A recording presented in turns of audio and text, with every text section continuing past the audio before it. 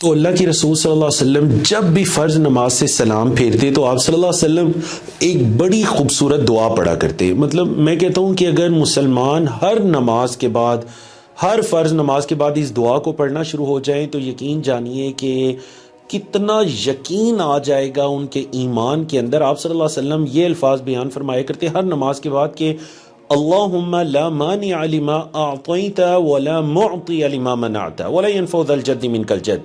اے اللہ جو تو دے اسے کوئی روکنے والا نہیں، اور اے اللہ جو تو نہ دے اسے کوئی دینے والا نہیں. جو تو روک لے وہ کوئی دے نہیں سکتا، جو تو دینے کا ارادہ فرما لے اسے کوئی روک نہیں سکتا. اللہ اکبر. تو دیکھیے نا، یقین کے ساتھ ہر نماز کے بعد یہ دعا پڑھا کریں، اللہ جو شہرت تو نے دی، اے اللہ جو مال تو نے دیا، اے اللہ جو عزت تو نے دی، اے اللہ جو احباب تو نے دیے، اے اللہ جو فیملی کے افراد تو نے دیے، اے اللہ جو اولاد تو نے دی یا نہیں دی، مال دیا یا نہیں دیا، اے اللہ اگر تو دینا چاہے کوئی روک نہیں سکتا، تو روک لے تو کوئی دے نہیں سکتا. یہی تو بندہ مومن کی ایمان کی حقیقت ہے.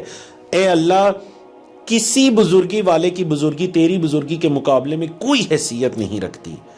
جب ایمان کا یہ معیار ہوگا تو یہ معیار پھر ہمارے اعمال میں بھی دکھائی دے گا. ہمارے نماز روزے اٹھنے بیٹھنے ایمان کے اندر یہ مضبوطی آ جائے گی. ہم مطلب دنیا کے پیچھے اپنے آپ کو گھسیٹتے اور ذلیل و رسوا کرتے ہوئے نہیں پھریں گے، کیونکہ ہمیں یہ یقین ہو جائے گا کہ اللہ جو تو دے وہ کوئی روک نہیں سکتا، اور جو تو روکے وہ کوئی دے نہیں سکتا. حلال کے لیے تگ و دو ضرور کرنی چاہیے، لیکن جب ایک کام ہو چکا تو اس کے بعد پھر یہ پریشانی ختم ہو جانی چاہیے کہ یہ چیز مجھے کیوں نہیں ملی. بس کیوں نہیں ملی؟ کیونکہ اللہ نے نہیں ارادہ فرمایا. تو جو اللہ نے نہیں دینا چاہی وہ کون آپ کو دے سکتا ہے؟ دیکھیے اسی وجہ سے تو نبی کریم صلی اللہ علیہ وسلم نے یہ کلیہ اور قاعدہ بتایا کہ لوگوں میں اگر آپ سب سے زیادہ غنی بننا چاہتے ہیں نا، سب سے زیادہ غنی اگر لوگوں کے اندر آپ ہونا چاہتے ہیں تو ورض بما قسم اللہ لک تکن اغنی الناس. جو اللہ نے آپ کے لیے لکھ دیا تقسیم میں، آپ اس پر راضی ہو جائیے. لوگوں میں سب سے زیادہ غنی آپ ہو جائیں گے. اللہ کی تقسیم پر راضی ہو جائیے. تو دیکھیے ہمیں دو طرح کی فکریں درپیش ہوتی ہیں، ایک مستقبل کی اور ایک ماضی کی. ماضی کے اندر ہم لوگ زیادہ ڈوبے رہتے ہیں، یہ کام ایسے کیوں نہیں ہوا، مجھے ایسے کیوں نہیں ملا، میں یہ کرتا تو یہ ہو جاتا. اللہ اکبر.